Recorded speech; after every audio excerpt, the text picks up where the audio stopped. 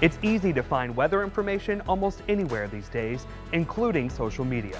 Be wary of posts from unreliable sources. We are constantly monitoring the latest model runs and data. If there's a threat, we'll be talking about it.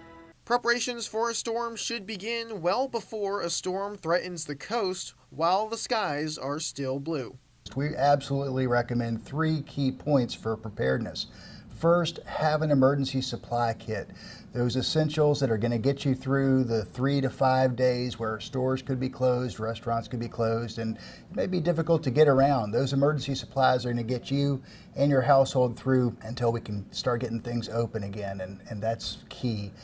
The other 2 points are have a good method of communications to get your alerts, and also to have a plan on what you're going to do when you do get those alerts.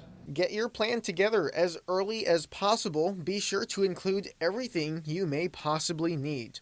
Where will you evacuate to if needed? Which route will you take? Who is going with you, or who are you staying with? Your hurricane kit can be built up over several weeks or even months before and during hurricane season to minimize any large purchases or upfront costs when a storm threatens the region.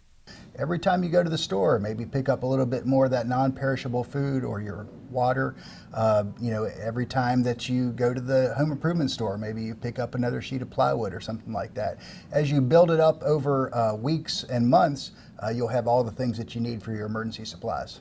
It's never too early to prepare for a storm. Under blue skies is a great time to get those preparations done. Whether it's a busy season or a quiet one, it only takes one storm. The moment a tropical system threatens Mississippi, we'll be here on air, online, and on your phone with first alert coverage to help you prepare, stay ahead of the changing forecast, and keep you and your family safe.